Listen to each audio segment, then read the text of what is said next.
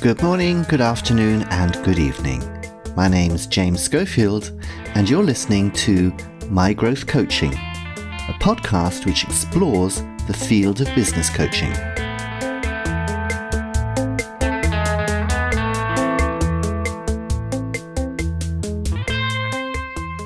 In each episode of this series, I'm talking to expert coaches from inside and outside of the international technology company Siemens about the business coaching issues they encounter with their coaching clients and how they work together to find practical solutions, helping each client become the best version of themselves.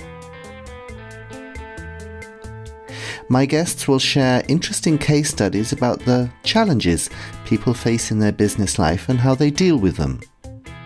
It could be dealing with conflicts in a team, overcoming procrastination, taking difficult decisions, all issues that we are familiar with but which maybe we don't know how to solve on our own. So join us and make sure you listen to the very end, because that's where I'll give a short summary of the recommendations from each episode that might help you manage your life just a little bit better. In previous episodes, we've talked to people who coach individuals or maybe teams, but in today's episode, I want to talk to someone who coaches entire organizations and helps them to become the best version of themselves. I first met Nina Eichholz a few years ago, shortly after she launched a grassroots initiative in Siemens, Grow to Glow. Grow to Glow was an initiative to help women in Siemens develop their career by connecting them with trained internal volunteer coaches, and made 3 free coaching sessions available to them. The success was huge and the organisation still exists. Nina, however, moved on to other things. One of them was having a baby, and after that she shifted over to supporting organisations develop, working as an in-house consultant at Siemens, but also part-time outside of Siemens. There are so many things that make Nina a special person, but here's something that I guarantee you will remember long after you've forgotten everything else about this episode. Nina used to be a circus performer known for her hat and fire club juggling. For this episode of My Growth Coaching, a technical glitch meant that my interview questions were not recorded properly. So, true to the spirit of Werner von Siemens and Siemens Innovation, I have re-recorded my questions and edited them into Nina's flow. I hope you like the result as much as I do. So let's go and meet up. First of all, I wanted her to explain what it is that she does and what it has to do with business coaching. Actually, I'm a consultant for modern organizational development, how it's be, let's say, formally phrased. And it has actually a lot to do with business coaching. I think the one thing I use more or less all my skills I learned during my coaching training. And I think it starts when you think about an organization. An organization has a lot of similarities with an individual. And I think that's what an individual has. Like, for example, you have like your individual beliefs, and you have also organizational beliefs. Mm-hmm. And as an organizational developer, for me, it's quite important to really understand what is the underlying problem. What is the rationale why the organization behave as they behave? And I think this is the same what I did with coaching. And in a coaching, I did it with a one-on-one coaching with one person, and in organizational development, I do it with an entire organization. Next, I asked her about the kind of issues she worked on with her clients. I think they're, let's say, kind of classical symptoms which already comes. I think that's typical that they come with something what they observe. For example, we have kind of massive tension between two teams, or my team or my employees are not as effective I was expect them, or we kind of implemented a certain tool but it's not used properly. And this is kind of problems they, let's say, approach me with. But quite often, and I think also here we have kind of similarities within the coaching. Let's say the client also have some hypotheses regarding the solution. So, for example, they often approach me not just with a problem, but also like, or we need to implement like an agile framework. We need to implement SAFe or whatever it is. Sometimes management hires consultants to give them the answers that they want, to provide a neutral confirmation of their idea. I asked her if she had experienced that and how this was similar to the role played by a coach with their client. And not just to confirm it, but to implement it. And now it's come to my coaching skills, and it's up to me to really help the client to, let's say, open up for one thing, different perspective and different possibilities, and also first to understand really the underlying problems, because otherwise, let's say, they risk to work just on symptoms and not on the real problem behind the symptoms. So I think that the symptoms is just what I described. So they that's what they observe. For example, there's tension between two teams or whatever it is. And for example, I start and I think here my coaching skills starts in the acquisition phase. So in the first contact, when I, for example, ask my clients, so imagine it's now 1 year later. So what has really changed in your organization? What can you see now? But as a consultant, was she sometimes tempted to give her clients answers, or did she always stay in her coaching role? And also, when it comes to the solution, what they offer me. So I ask them, so on what do you think? So to which problem is the solution the answer for? So for example, when they ask me, we need to implement like a HR methodology. So I ask them, okay, for which problem? What do you think? The HR methodology would be on help. So which kind of problem they will solve? And you see here, that's the same what we do in coaching. You try to open up the perspective. You look to different cases and say, hey, have you looked at this? I think that it's the same what we do in coaching. That's not that we provide answers, but we rather provide question and help with a question to open the perspective and to see on a certain problem. And that's the same here. It's not just an individual problem, it's an organizational problem, but still it's really helped them, because it's that's the same what I realize, what is, let's say, classical behavior or natural, is that you not just have a problem, but you already try to have a solution. I asked if she liked to develop a hypothesis to discuss with the client to help them better understand the issues they were facing. Yeah, it's definitely similar. So I think when it's come to an organizational, let's say, development case, it's always start with a top management, and the first thing is also to try to understand who else sees a problem. So we start with the management, but the question is, for example, when I would ask your employees, what would they tell me? So you get them to change perspective. Yes, that's the same systemical questions technique. What I learned in my coaching training, it's the same. You did see also, because a problem it's not like how to explain it. So it's a problem is already made by individuals. So, and this is here the same. When you coach an individual, you try to really, let's say, question. What does it mean for you, and what is it really a problem, or what does this problem hinders you in which kind of aspects? And that is the same here with the organization. So sometimes we come up after the first hour and we said, okay, actually, it's not really a problem, and maybe we do need to do different topics. Or for example, we had a request, and they were asking for, okay, as I said, they came with a solution, and they told me, yeah, we have some problem within communication, and we need a communication training. Could you do this with our top management? And then I asked my question I already told you, and I say, okay, what do you think? So what would be the communication training on which problem they would be the answer for what problem? And then it's after a while we realized that it's not, let's say, a matter of lacking communication within the organization, but rather that, let's say, the clear strategy was not really clear. So they didn't have any cases to, or let's say any topics to communicate. They needed rather to understand the strategy, and this helps a lot. And this is just sometimes really just in the first hour in the beginning, it helps a lot.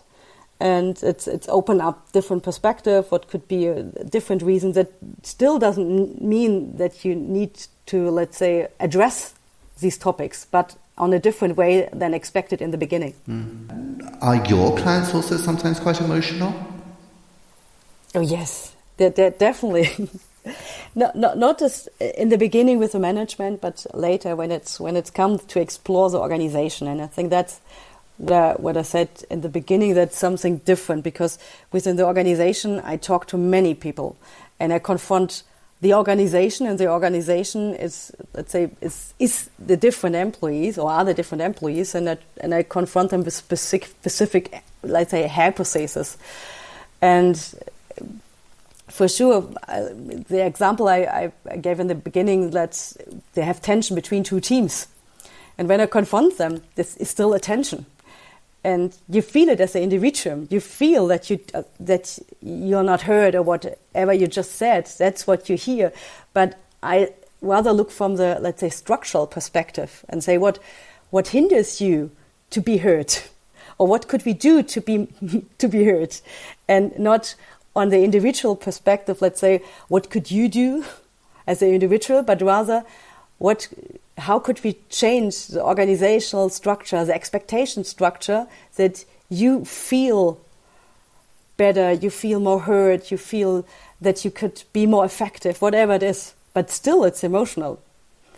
As an organizational developer, for sure the organization, or especially the management, expect you to also find solutions.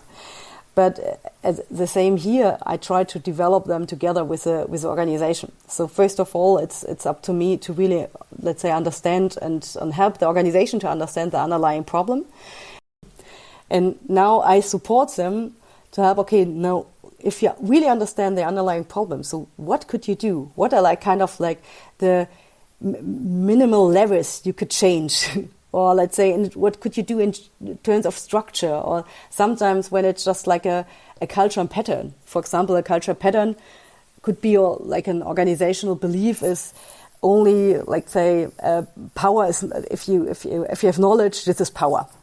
So I had a case where someone said, okay, I really need to have like the knowledge. We have so like those certain risky aspects, and we need to understand what is the knowledge, but I don't get the knowledge. I don't get the people to provide me the knowledge.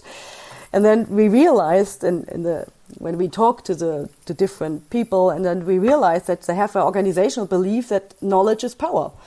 So it was quite understandable that they try to secure their knowledge. Okay, and how did they overcome this? In this case, it was really just recognizing it. And not them, not the individual, but that's why I do, and we call it group communication. And everyone is sitting in the room together and hears it. Everyone is in a room. You have a workshop, and then let's say you confront the organization with the hypothesis you developed during the different, let's say, interviews. And then you see a reaction. And that's the funny thing is, and the interesting thing is, that you see a reaction on your colleagues. And suddenly everyone is, oh yes, yeah, this is, it might be. And for example, when it's now come to, let's say it's 2 weeks later, and it's come to a meeting, and we come to this problem where they don't share their knowledge, and suddenly it's let's say the elephant is in the room. You can't ignore it anymore, because we have talked, everyone has talked about it. And then when it's come to the point that someone has said, oh no, I don't know, all in the room knows that they've talked about it, and they can talk about it. They can say, hey, the elephant in the room, knowledge, come, we want to share it, don't we? then it's always, I think, a question of explanation. And the reason that an organization exists is that you kind of need to run a business. And that's up to me as an organizational developer to explain the management. And if you really want to run the business effective, then you need to consider whatever it is and the informal structures. And I think, especially when since years we're talking about culture, so everyone needs to change the culture. So culture is everything what we call informal structure. And what I learned, and this is, I think it always depends on the language, how you explain something. And for me, the language, not I as a person use, but it's let's say based on system theory, it's quite understandable for the management, because I don't tell them you need to, let's say, create better structures to be better to your employees. I tell them, do you want to run your business better? You want to be more effective? I wanted to know what she liked about the work she was doing and how she would like to develop herself further. Well, I love it because it really completely fits my personality. So I always like to ask questions, and I think by nature I'm a curious person. And here I have the formally allowance to be curious and to ask a lot of questions, and sometimes call myself like a Sherlock Holmes. And from the background, I'm an electrical engineer. Also, with an electrical engineering, it's kind of, you need to be rational. You're trying to find, you need to analyze a problem first, and you try to find kind of interconnections between different topics. And so this is exactly what I try to do in my job, and this is what I really love. And that it's, for me, I call myself kind of a bridge builder between the business, between technique, and between the organization.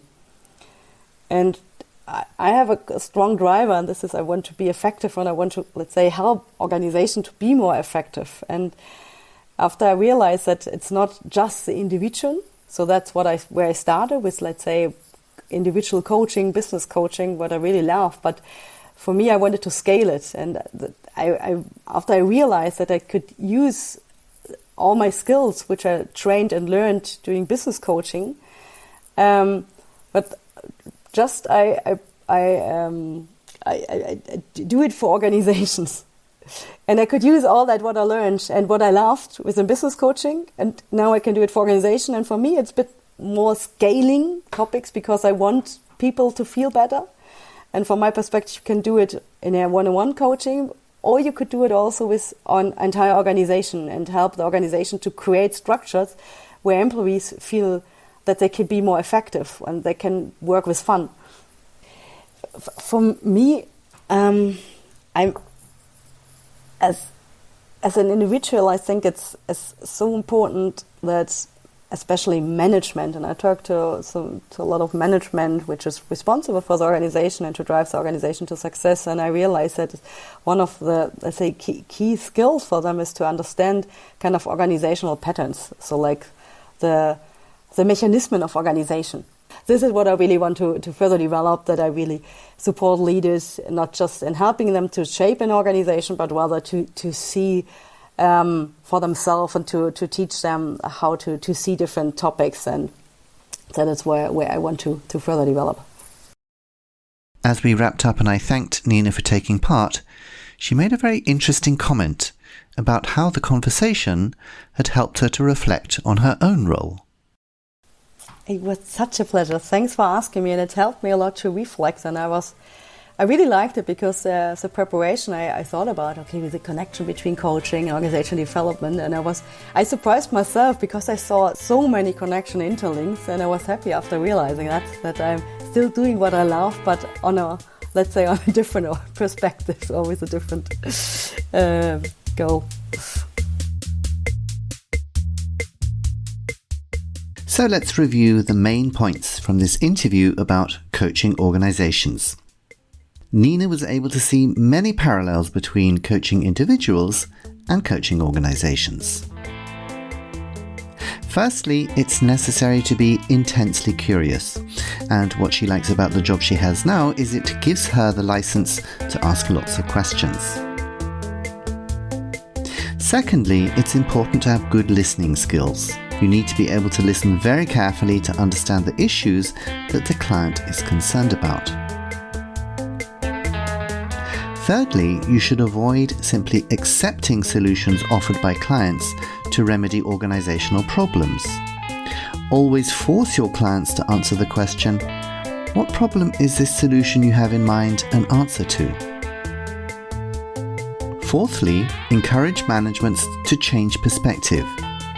Look at an issue from an employee perspective and consider, is it really a problem? In conclusion, the skills that a good coach has for supporting an individual are just the same skills that an organizational development consultant needs for helping an organization find its way to become the best version of itself.